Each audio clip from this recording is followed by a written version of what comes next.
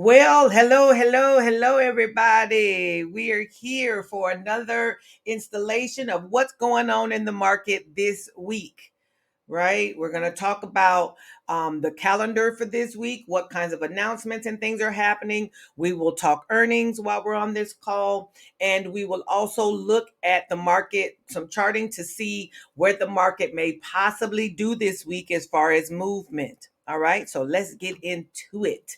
On the screen, you see that we have the calendar for this week. We use the Forex Factory website. This is not about Forex though, but it does give you information for those who do Forex, which is not us. All right. I do not do Forex, but Monday, August the 7th, 8:15 in the morning, we've got an orange folder with FOMC member Harker is speaking. Yes, orange folder. Yellow folder, FOMC member Bowman is speaking, and consumer credit. That's 8:30 and 3 o'clock. Both of those are yellow folders on Monday.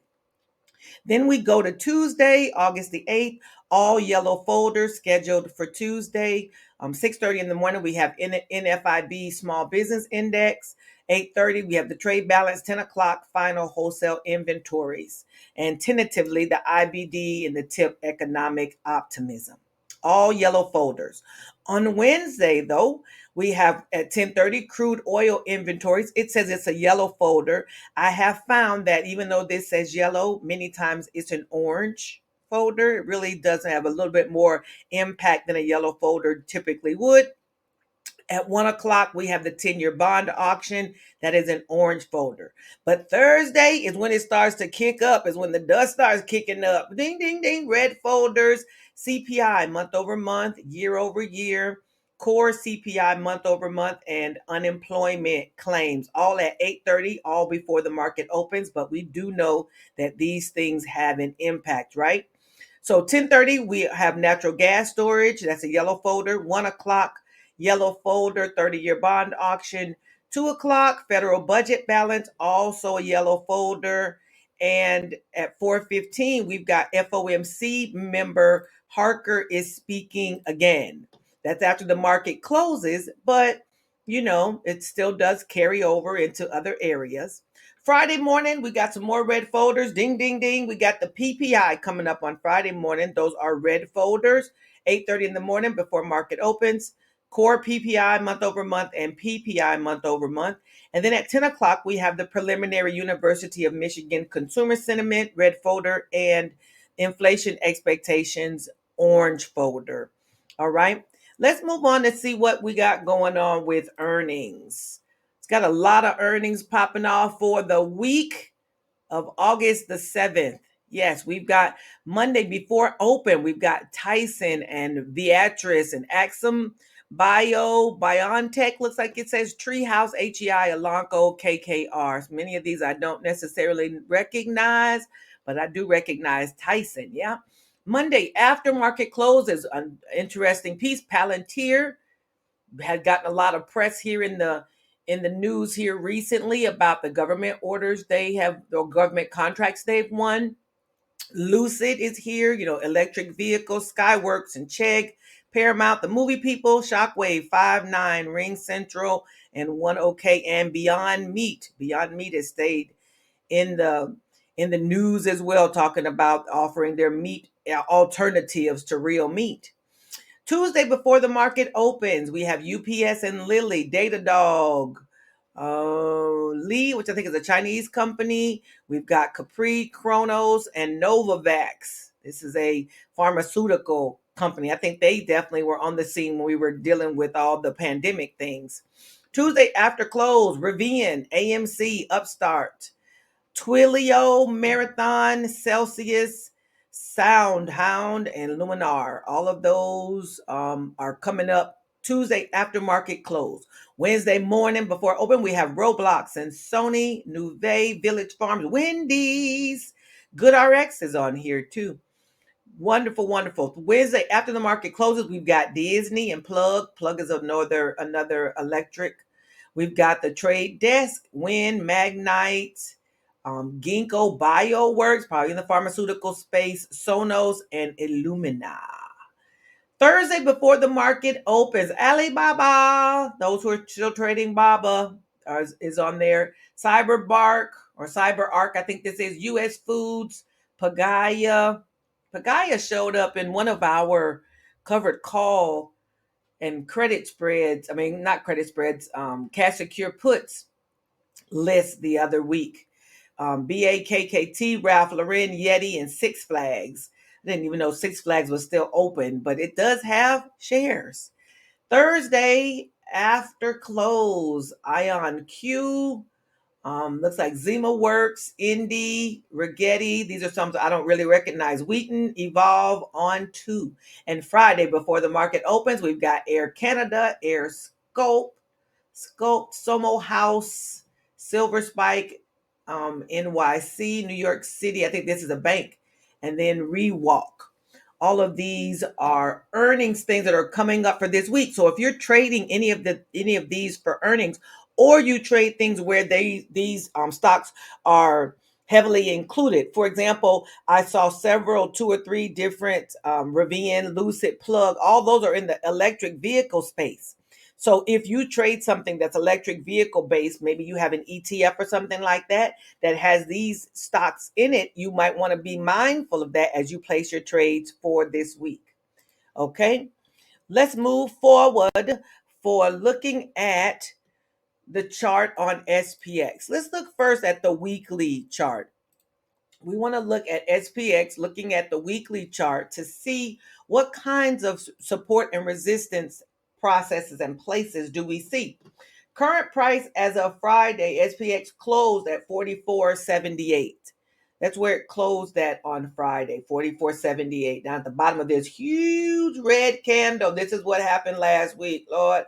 We had this was the week, so it was a red week. We've had 3 green weeks before that, and then you had a red week last week. Yes, went right up to this gap. There's a weekly gap here at 45.95 and 46.02. That might have been 45.98. Went right up to this gap and basically turned around.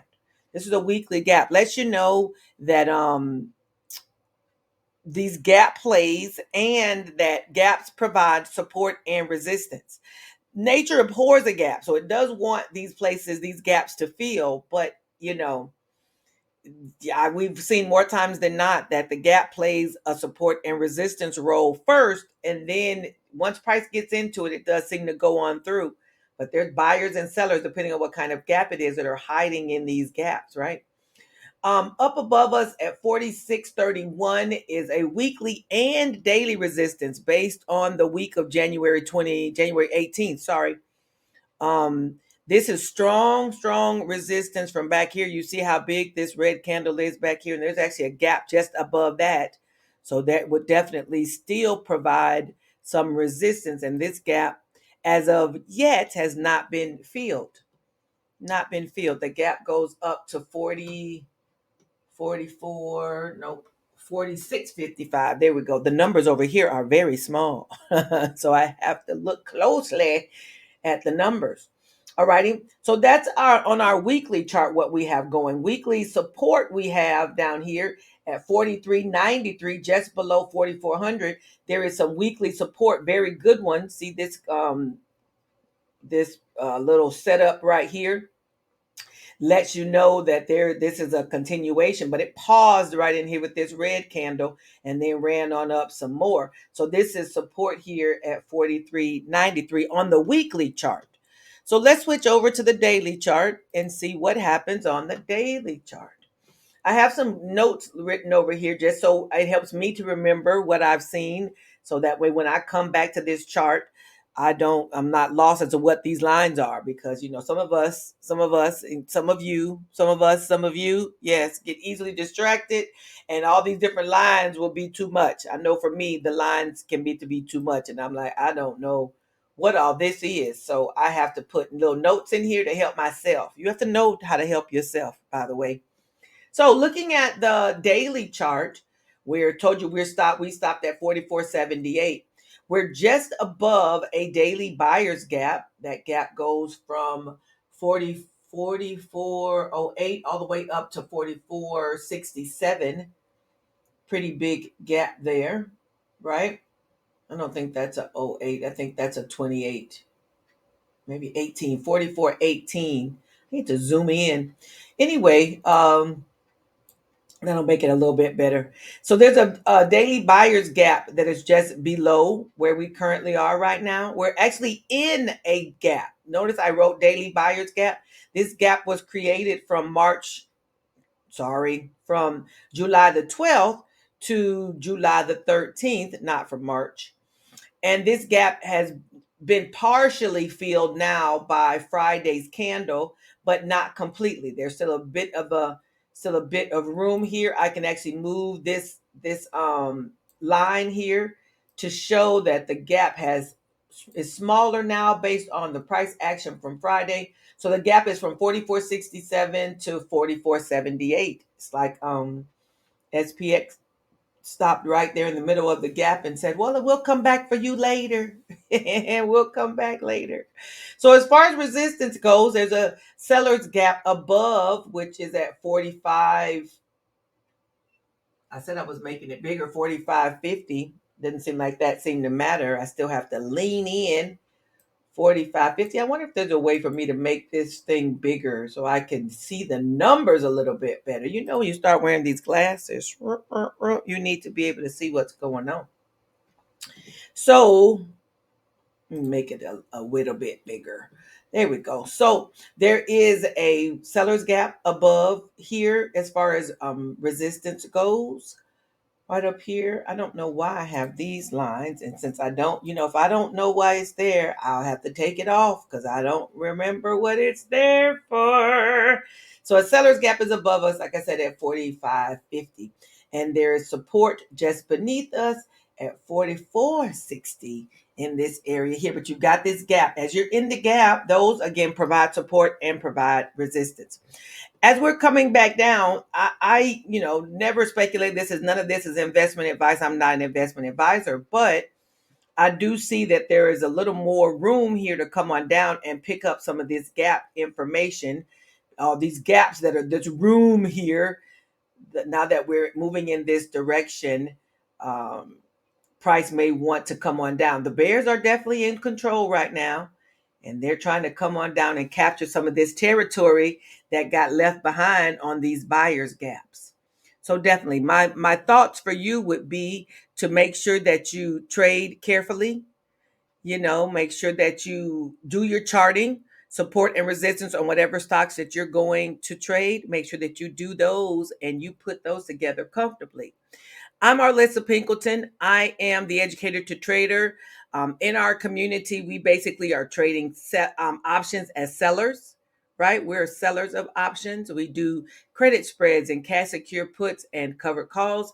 And primarily, we do credit spreads every single day on SPX and XSP. You can look in the chat for the strategy that we use to make $500 using $1,000 of collateral, and we just rinse and repeat it all week. So we make at least $100 a day off that $1,000, and we rinse and repeat that. If you're interested in seeing that strategy, seeing that training, please check in the comments below or in the information below, and you'll be able to see it. All righty.